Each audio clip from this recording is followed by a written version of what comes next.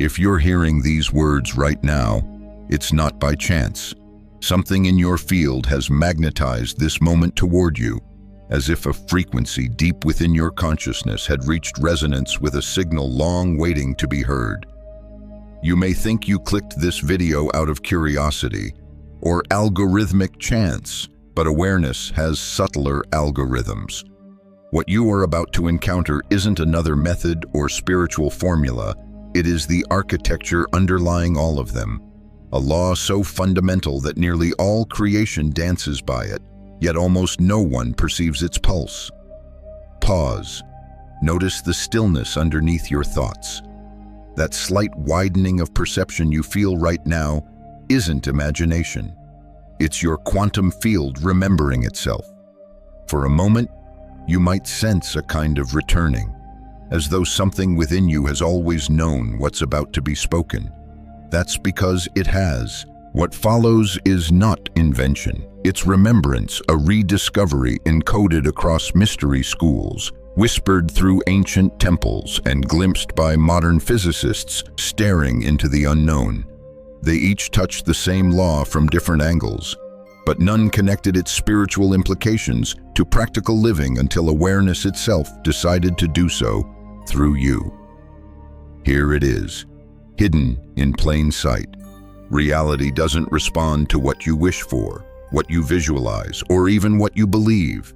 It responds to what you are, to the quantum frequency you embody in every breath, every heartbeat, every silent assumption about who you think you are. That's the law.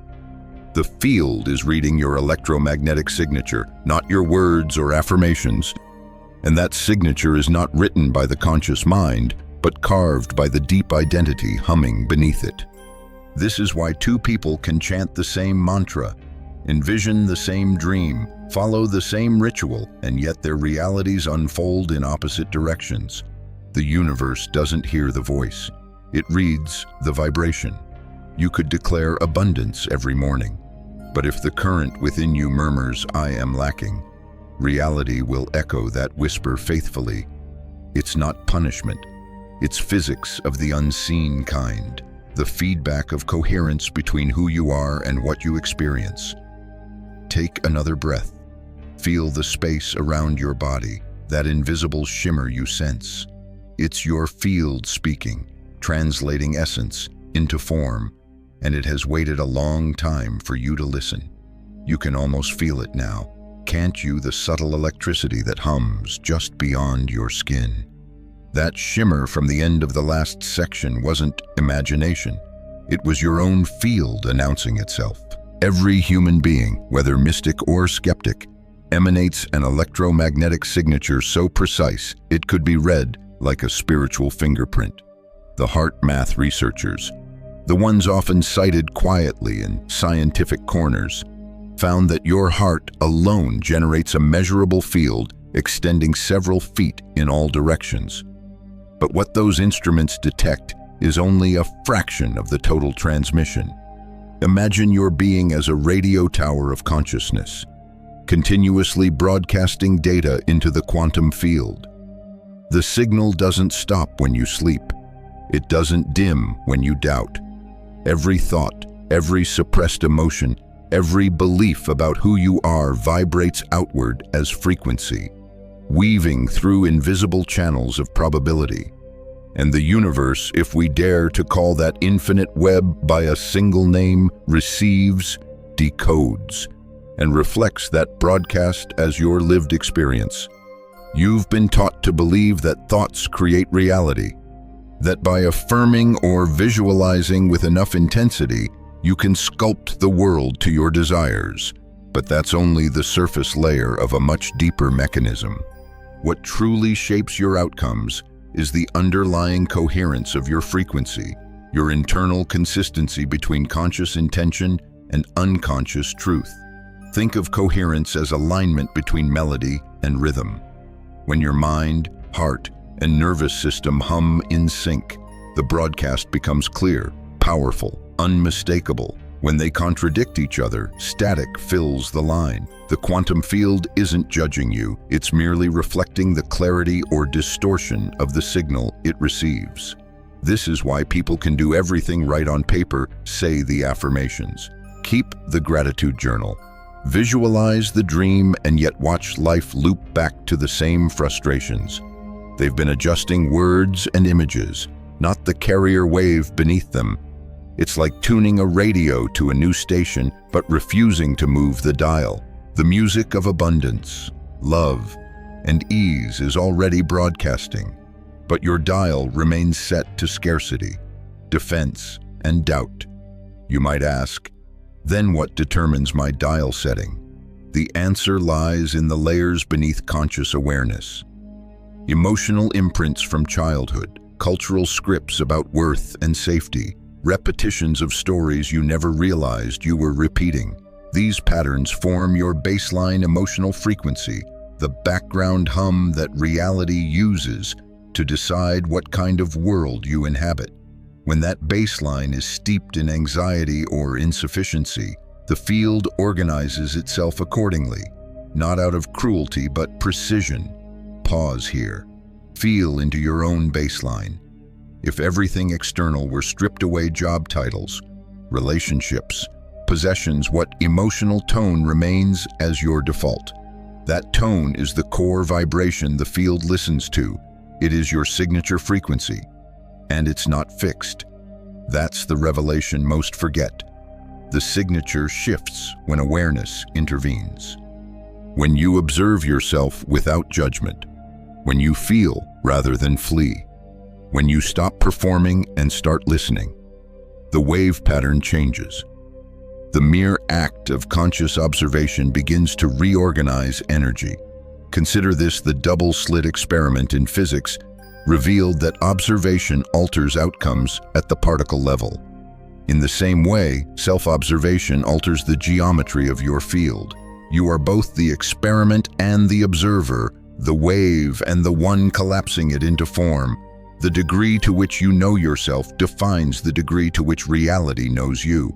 You might not yet see visible proof of this, but you can feel it. Subtle synchronicities, strange alignments. That moment when someone speaks the very thought you were holding. These are micro-confirmations of your frequency in dialogue with the field. So before trying to manifest anything else, you must learn the language of your own vibration. Feel it, hear its undertone. Because until you know the sound of your own frequency, you'll keep mistaking static for silence and confusion for fate. Let that sink in. The universe isn't ignoring you, it's mirroring you. And the clearer your signature becomes, the more precise that mirror will be. That mirror, bright and impartial, is where most seekers get lost. They keep asking, why won't reality listen to what I say? But reality was never designed to respond to language. It responds to resonance. This is the great misunderstanding of our age. We were trained to believe that wanting something intensely enough, declaring it with conviction, could bend the world to our favor. Yet the quantum field doesn't hear volume. It reads vibration. It doesn't process requests. It processes coherence. You can think of desire as an electric charge, useful, potent, but incomplete. Desire without alignment creates interference. Imagine an orchestra where each instrument plays a different song. No matter how passionately the violinist believes in her melody, the total sound is chaos. Your thoughts are instruments. Your emotions are rhythm. Your nervous system is the conductor. When they disagree, the field reflects dissonance back as repeating struggle. This is why effort sometimes makes things worse. You push harder, visualize more vividly, rehearse abundance with gritted teeth, and the universe seems to retreat further. Because beneath the surface enthusiasm hums the quiet static of, I don't have it yet.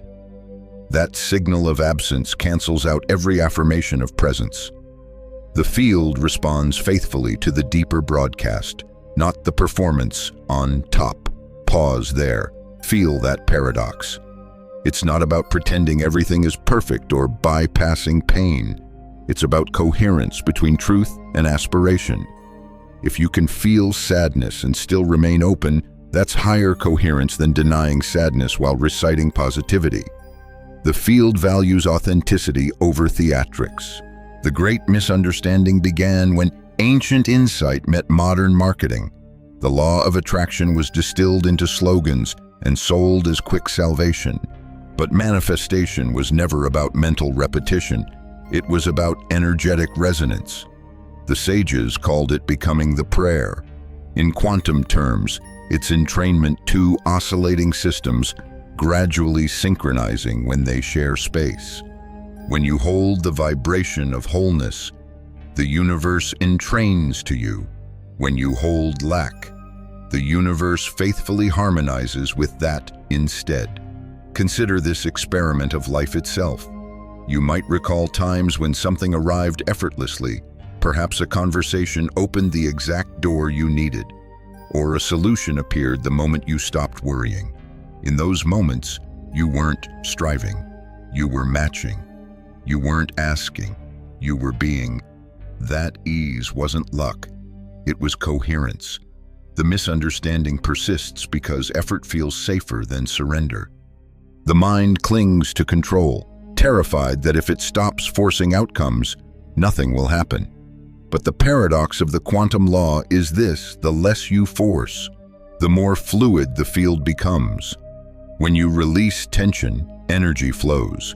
When you trust, particles organize themselves around that trust. It doesn't mean passivity.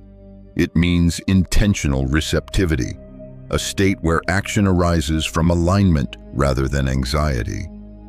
When you act from this resonance, doors open without being kicked, and timing aligns with uncanny precision. You may even sense the universe moving with you, not as reward, but as reflection. So perhaps the question isn't, how do I get what I want, but what frequency am I emitting that keeps producing what I don't? That's the pivot point where power returns.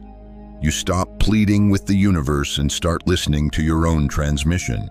This law doesn't punish or favor, it calibrates.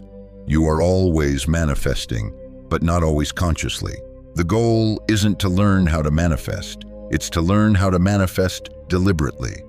To recognize that you've been sculpting the clay of existence with every pulse of emotion, every self-concept you rehearse when no one's watching. And when you finally see that, when you understand that the field is never ignoring you, it's obeying you with mathematical precision, that's when responsibility becomes liberation. Because if it's all feedback, then every pattern can change the moment your frequency does. That realization that reality mirrors your vibration with mathematical precision becomes the threshold of true accountability. Because now you can't call it coincidence when the same themes reappear, the partner who echoes the last one's patterns, the job that feels like a repetition of the last disappointment, the financial ceiling that rises just enough to stay out of reach. These aren't curses, they're feedback loops, woven from the frequencies you've unconsciously stabilized. Think of your life as a holographic classroom. Every recurring event, every déjà vu of frustration is not punishment but pedagogy, a quantum syllabus tailored to your current vibration. The field repeats patterns until the resonance changes, just as an echo persists until the original sound stops. Most people respond by rearranging circumstances: new city, new relationship, new affirmation. But until the signal itself shifts, the projection refreshes with the same geometry in new disguise. Imagine shouting into a canyon. The echo doesn't care what words you use. It reflects the tone you send. Life functions the same way. You keep calling out from your current frequency, and the universe faithfully returns your own resonance. That's not cruelty, it's coherence. Pause here and breathe. Reflect on the areas of your life that loop, the relationships that end differently but feel the same, the challenges that wear new costumes but deliver identical lessons. Those aren't failures, they're diagnostic data. They reveal the wavelength you've been broadcasting. Until observed with compassion, the pattern persists unchallenged. When observation enters true, neutral awareness, the loop begins to dissolve, because consciousness itself is the corrective frequency. In physics, when two oscillations meet, one stable and one chaotic, the chaotic one eventually sinks to the stable rhythm. This is entrainment again, but internalized when the observer within you stabilizes into awareness. The turbulent frequencies of habit align to its calm. The ancients described this as meeting your shadow. Modern science might call it integrating subconscious feedback. Both point to the same act, making the unseen pattern visible so that it can no longer dictate from the dark. Picture a film projector. The movie on screen can't be altered by touching the image. You must open the projector, replace the reel. Your emotions, beliefs, and reactions are that reel. Until you edit it, the scenes repeat. But here's the luminous secret buried in repetition. Every cycle carries slightly new data. The loop is never identical, it spirals. You can use the momentum of each recurrence to move higher in awareness, like climbing a staircase made of echoes. Each familiar frustration is an invitation to choose differently, to emit a slightly altered signal. Even a fractional frequency upgrade that the field immediately registers. You may notice synchronicities increasing when you begin this work. Numbers repeating. Conversations aligning. Dreams offering subtle instruction. That's the universe confirming calibration. The field celebrates every coherent adjustment by amplifying it. Energy flows where recognition grows, yet resistance will arise. The ego clings to the familiar because familiarity feels safe. It interprets feedback as threat instead of guidance. When discomfort surfaces, remember it's the sound of old energy being tuned. Don't rush to fix it. Listen to its message. Ask, what frequency within me created this echo? What belief keeps replaying through matter?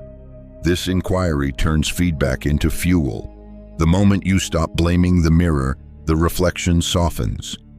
The field recognizes that you've learned its language, and from that point on, patterns no longer punish, they instruct.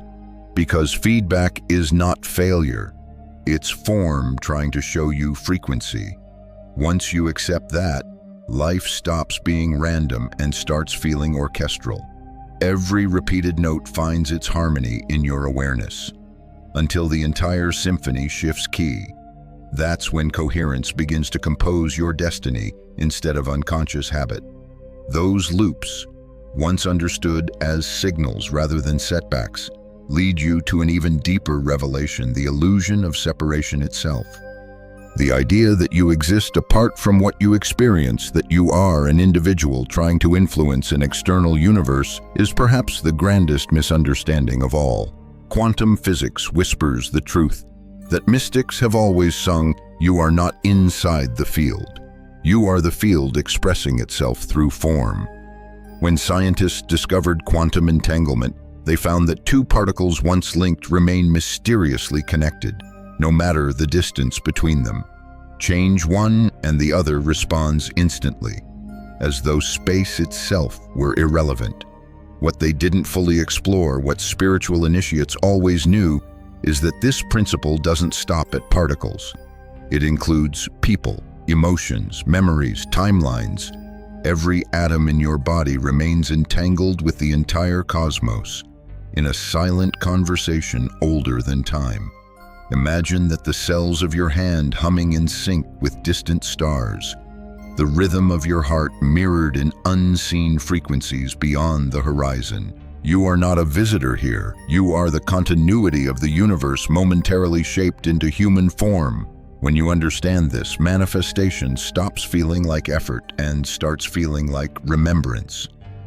You're not trying to send commands outward. You're remembering how to move within your own infinite network. This is what the ancient teachings meant when they spoke of the body as temple and the soul as universe.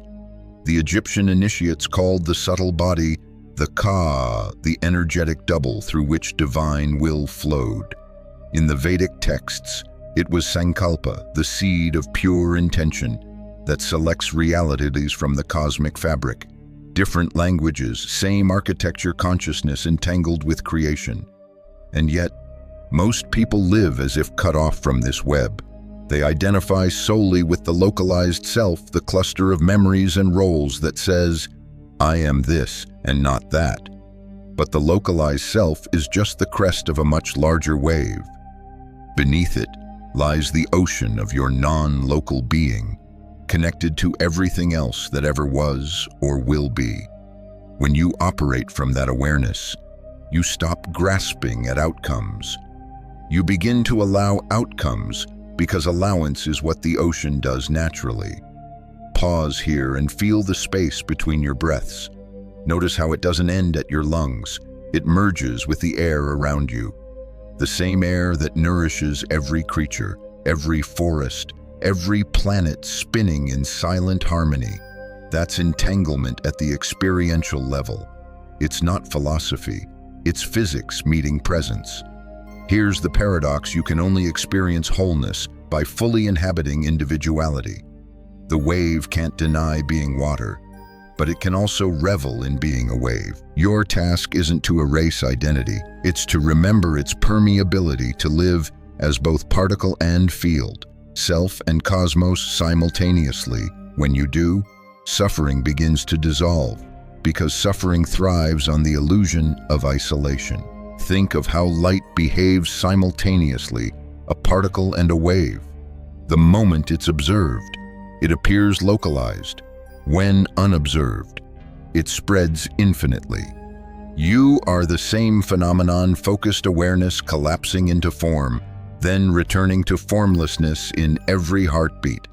That's the dance of entanglement. So the next time you feel alone or powerless, recall this. You are literally made of communication. Every vibration in you is already known by everything that exists. Nothing you send into the field is lost. It ripples through the web, and the web responds. When you embody that truth, even briefly, the edges of identity soften. You begin to act not from fear of what might happen, but from harmony with what already is. And from that state, manifestation isn't effort, it's participation. From the realization of entanglement rises the next frontier, becoming frequency itself. You've seen how the field mirrors your inner broadcast, how identity shapes experience, how entanglement means there's never truly an outside. But knowing the theory and living it are different universes. The mind nods in agreement.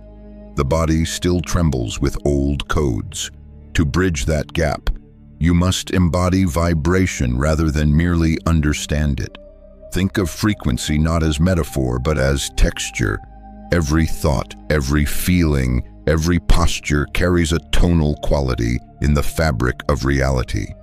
When you walk through life unaware of this texture, you move like static across a screen.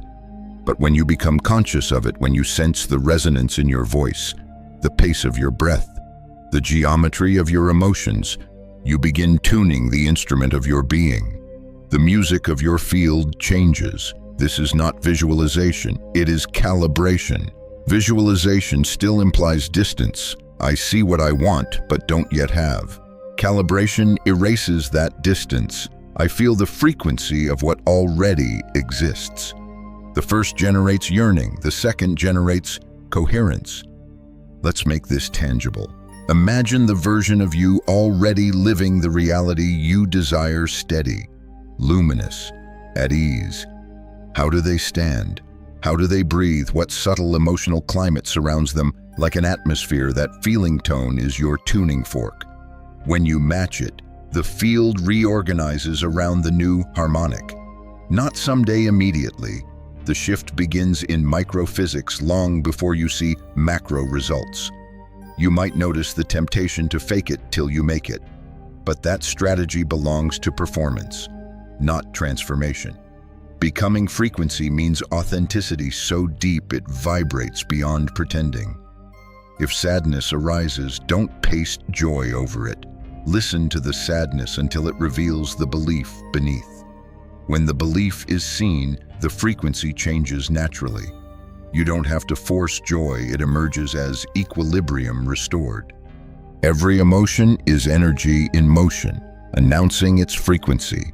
Fear oscillates at one band, gratitude at another, serenity higher still. None are wrong, they're messages. The alchemist doesn't silence lead, she transmutes it by heat and attention. Your awareness is that alchemical fire. When you hold an emotion gently in consciousness, its vibration refines itself. The lid becomes gold, and the field records the new note.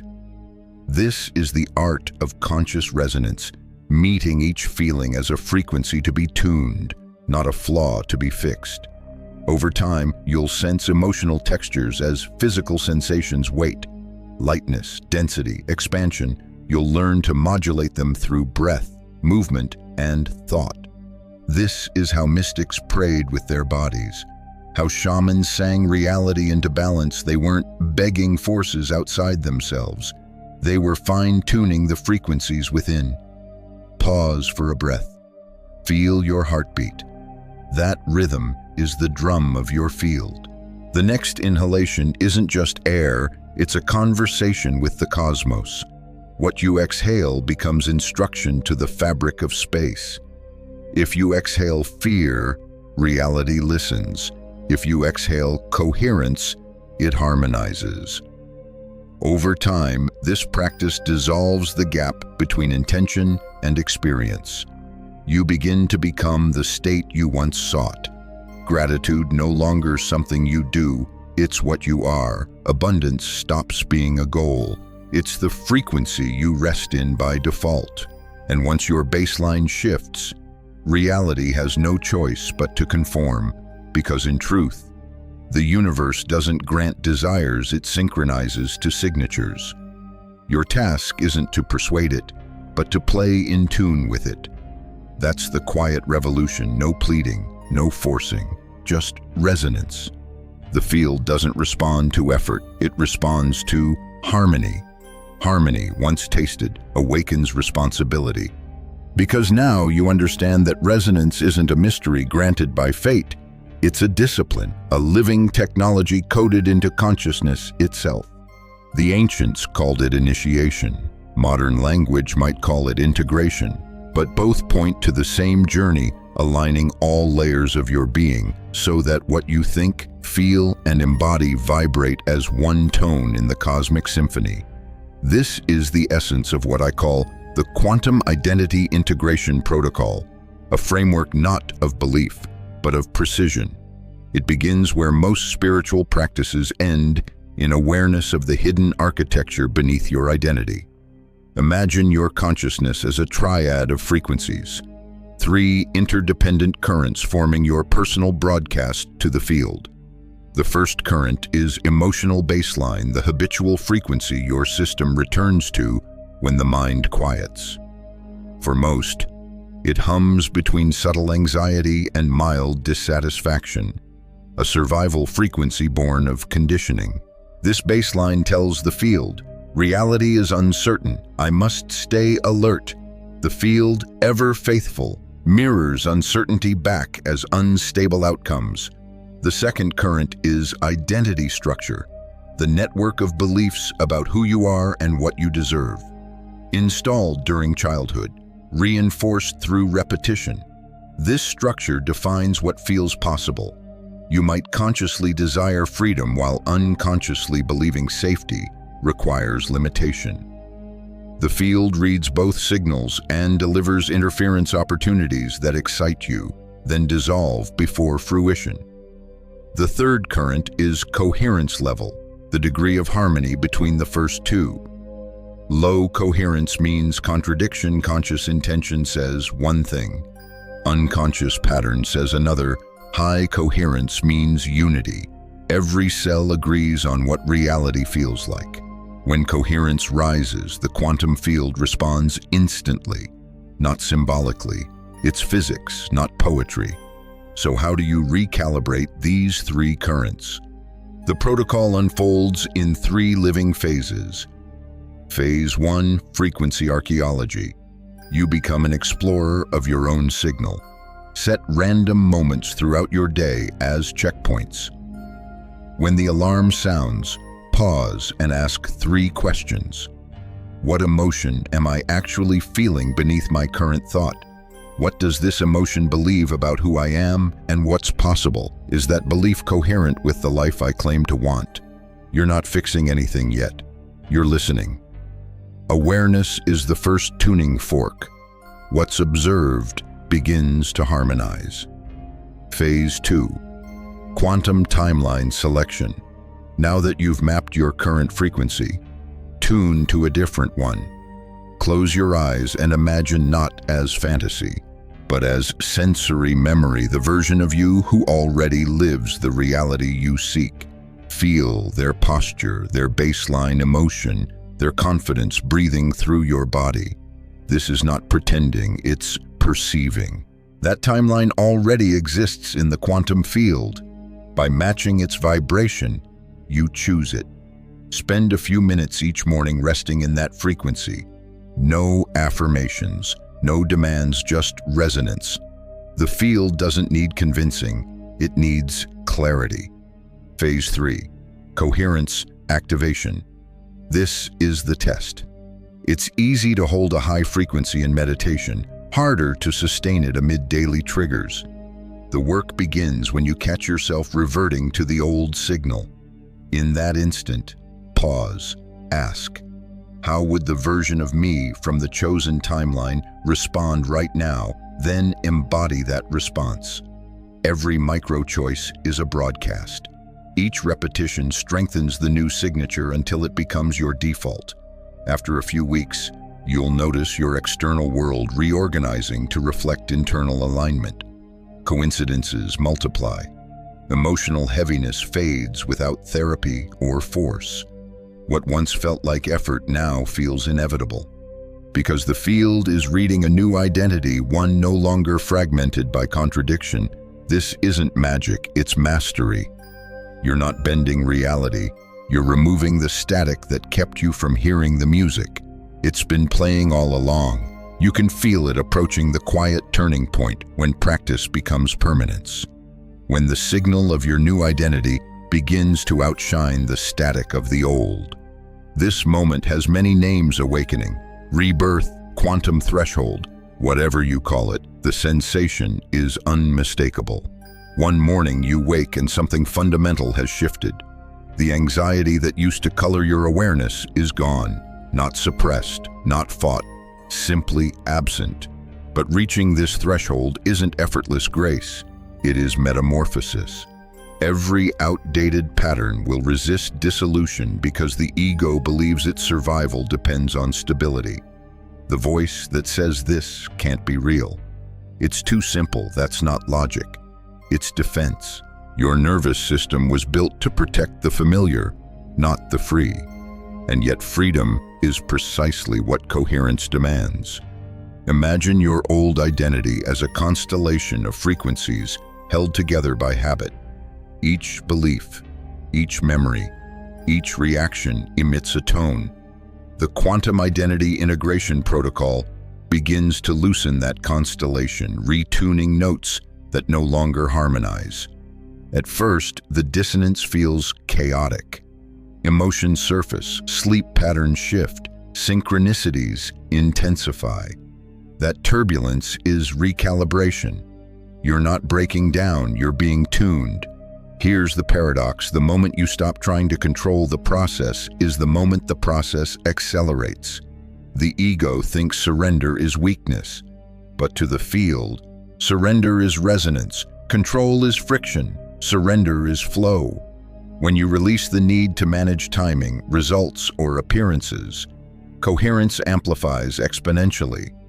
The wave collapses not through force, but through alignment. Pause here and breathe through your chest. Feel the subtle pulse radiating outward, maybe 8 to 10 feet, maybe infinite, it doesn't matter. That's your electromagnetic field syncing with the new frequency you've been cultivating. As the amplitude rises, it overrides the old broadcast automatically. This is the moment the quantum threshold ignites. At first, changes appear as subtle coincidences. Someone mentions a book that answers a question you hadn't yet voiced. A financial block dissolves without logical cause. You meet someone who feels like an echo from another timeline. These are confirmation codes, the universe verifying calibration. The temptation is to celebrate the external miracles. But remember, they're side effects. The real transformation occurred the moment your inner coherence became the dominant frequency. Still, the crossing is not without challenge. When the old identity dissolves, the mind panics. It will invent distractions, doubts, delays. I'll start again next week. Maybe this isn't scientific enough. Maybe I'm imagining it. Recognize these thoughts for what they are, remnants of the previous vibration trying to reassert itself. Don't fight them, witness them. The observer's gaze is the solvent. At a certain point, resistance loses momentum. You stop oscillating between old and new. The wave collapses decisively into clarity. In that stillness, something extraordinary happens. You realize that the person you thought you were is not returning.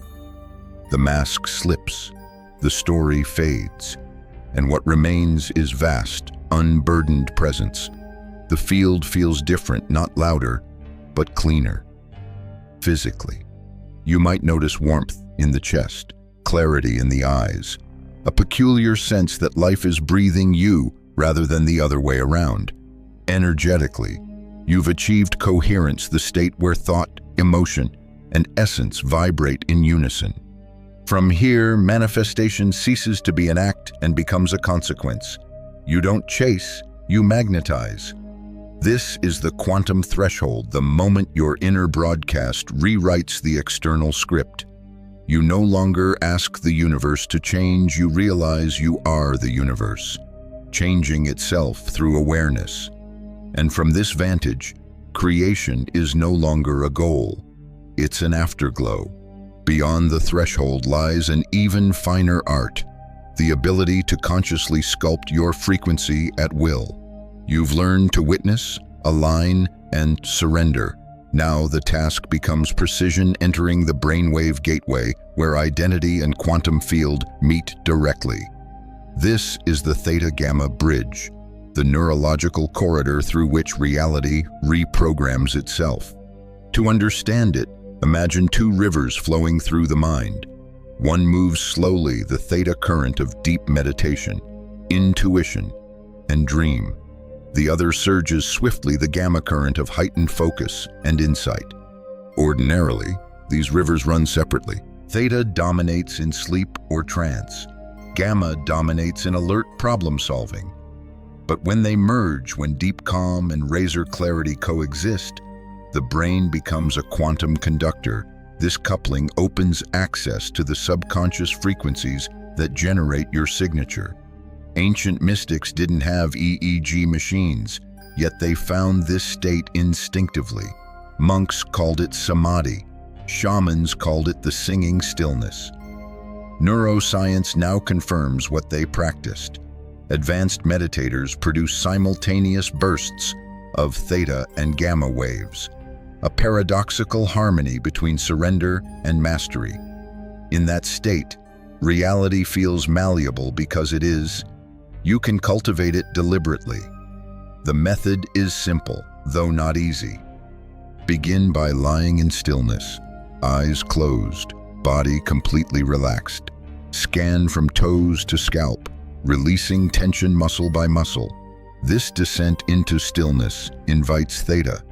As the body dissolves into weightlessness, keep a thread of awareness alive behind your eyes, a focused lucidity that refuses to drift. That thread births gamma.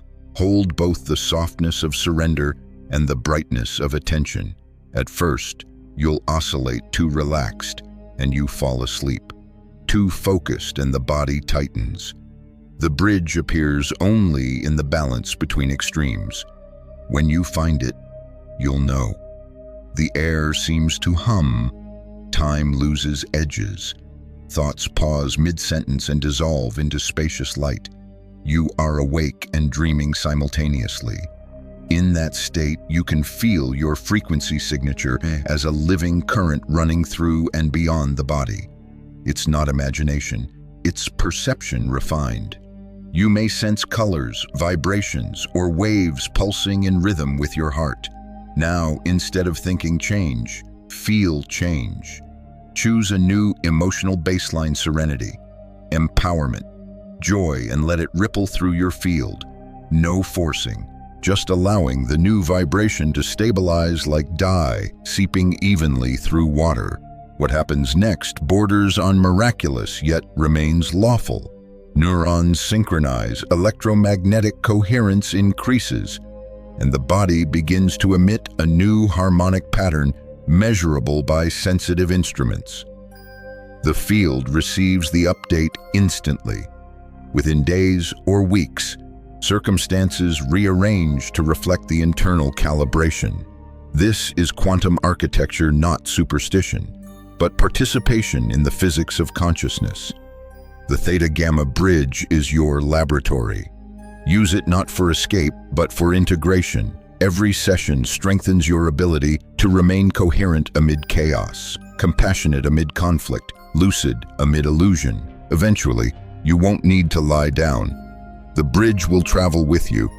You'll carry theta's calm through crowded streets, gamma's clarity through silence. Your frequency becomes self-regulating, your awareness both vast and precise. That's when you realize that meditation was never about leaving the world. It was about rewiring your participation in it. And when that rewiring stabilizes, you live as a tuning fork for others. Your coherence entrains theirs. You walk into rooms and the energy shifts, not because of charisma or willpower, but because the field recognizes its own resonance through you. This is mastery disguised as presence. The theta-gamma bridge is the doorway to that mastery, a union of rest and radiance where the universe listens through your stillness and speaks through your vibration. When the bridge stabilizes within you, something irreversible begins to unfold. The practice ceases to feel like practice. The seeker dissolves into the frequency once sought. You no longer apply the quantum law, you are the quantum law in motion. Every thought, gesture, and silence becomes communication between universes, a living dialogue of energy shaping itself into form. At this stage, the boundary between me and field dissolves completely. You perceive life as feedback not from outside, but from within the same continuum. A choice in your awareness instantaneously stirs the fabric of reality, not because you manifested something, but because the universe recognized its own movement through you. You have become the observation collapsing possibilities into presence. Think of it this way: once, you were a musician learning scales. Then you became the instrument. Now, you are the vibration itself. Music playing music, awareness playing awareness. The identity that once clung to results has been replaced by rhythm.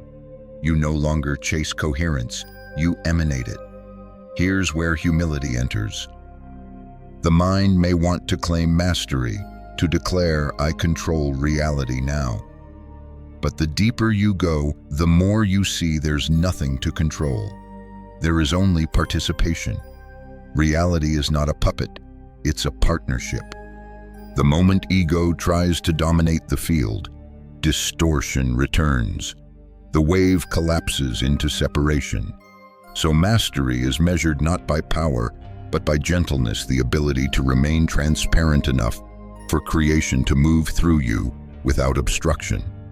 Pause and feel what that means. Every breath is the universe remembering itself. Every exhale is a new world born. In this awareness, gratitude arises naturally, not as obligation, but as physics. Thankfulness is resonance acknowledging its own reflection. You may notice that synchronicities no longer surprise you. They become the language of everyday life, numbers aligning, conversations arriving in perfect timing, dreams merging seamlessly with waking. The distinction between inner and outer reality thins until it disappears altogether. You realize that manifestation was never about summoning objects, it was about remembering coherence. The world is not responding to you, it is expressing you. From this realization, compassion blossoms. How could you harm another when the other is simply another frequency of yourself? Judgment melts into curiosity. Competition turns to collaboration. Even challenges appear as harmonic contrasts, notes needed for the full chord of evolution. In this state, prayer transforms. It's no longer a plea to something beyond, it's communion with the intelligence within.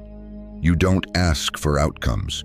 You align with outcomes already existing in the field. Action becomes fluid, guided by resonance rather than fear. You move not by planning, but by listening to intuition, to energy, to the quiet whisper that has always known the way. And so, the great circle closes. The law you sought to master reveals itself as your original nature. The field you tried to influence was never external. It was your own consciousness exploring itself through contrast and discovery. You are both scientist and subject, wave and observer, creator and creation intertwined. When you live from this awareness, the question, how do I manifest, dissolves. There is only, what frequency am I being now? Because from that answer, reality unfolds automatically. This is the culmination of the journey, the fusion of science and spirit, of identity and infinity. You've become the living proof that reality responds to frequency because reality is frequency. And you, friend, are its most eloquent expression. The final echo of this journey is not thunder, it's silence. The kind of silence that hums, alive, between galaxies and heartbeats. You've traveled through the mirrors of quantum law, through feedback and field, through surrender and identity. And you've arrived where all seekers eventually do, right here, in presence. Listen, reality isn't waiting to be convinced anymore. It's breathing with you, through you. The line between doing and being has vanished. The same awareness that moves stars is the awareness that moves your fingertips. And that realization, soft, immense, is the true manifestation. From this place you begin to live differently. Gratitude becomes gravity, each thought a seed, each breath a calibration. You no longer chase alignment. You maintain it the way a flame maintains light effortlessly, naturally. And when shadows appear, you meet them as teachers, knowing they're not interruptions but integrations, frequencies, returning home. Take a slow breath now, as if you're inhaling the universe and exhaling recognition. That's the rhythm of quantum coherence. Nothing mystical, nothing exotic, just truth vibrating in plain sight. Perhaps you've noticed that every section of this transmission was never trying to give you power.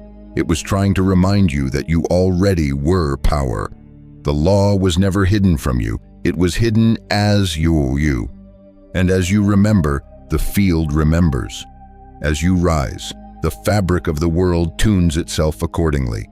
So as this message closes, don't rush to apply it. Let it settle. Let it alter your tempo, your breath, your gaze.